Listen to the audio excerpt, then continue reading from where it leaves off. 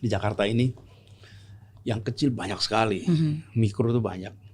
Secara jumlah lebih dari 96% usaha di Jakarta adalah mikro dan kecil. Hanya 4% yang besar.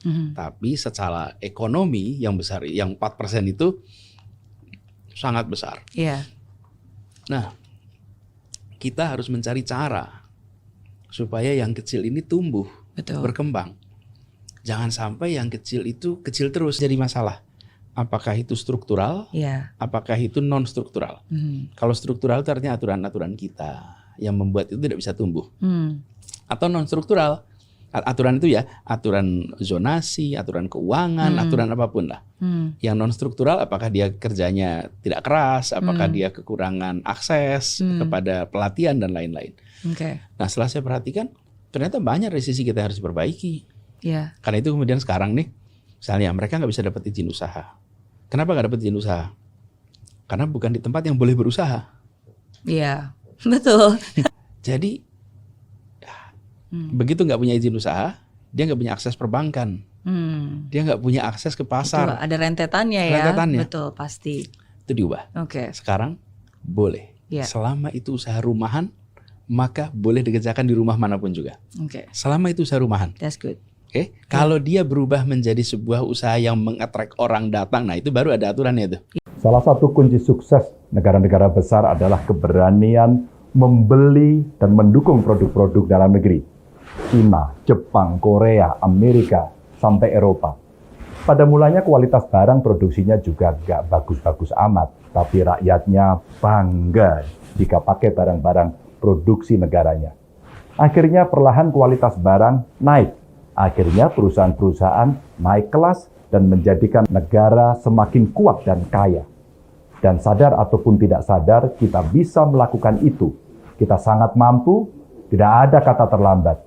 Jika saat ini kita terlalu berat untuk menyamai capaian-capaian produk dari negara-negara adidaya, kita bisa memulai dengan produk-produk yang ada di sekitar kita.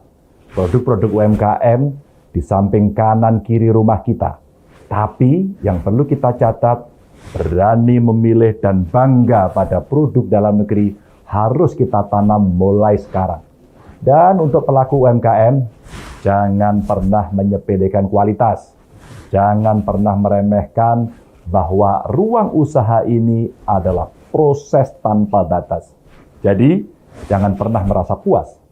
Ayo, siapkan mental dan kemampuan bahwa produk dari Indonesia bisa bersaing dengan produk-produk ternama dari mancanegara.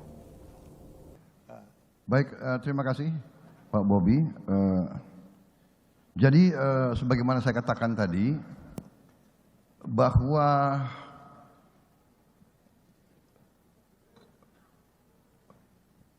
kita harus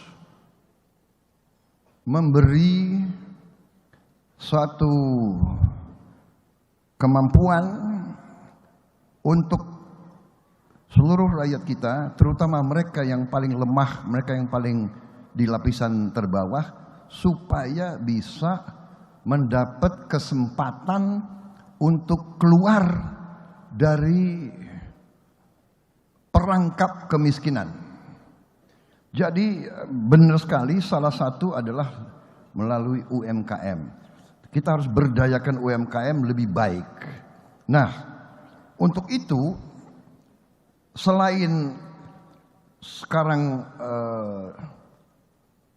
yang sudah kita alami, ya, pemerintah kita sekarang dengan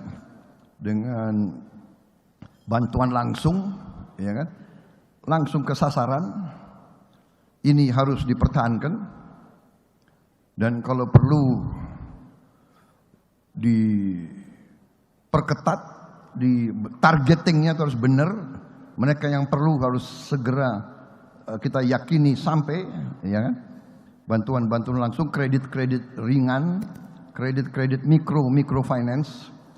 Kemudian kita juga harus meneruskan program-program pemberdayaan di berbagai bidang.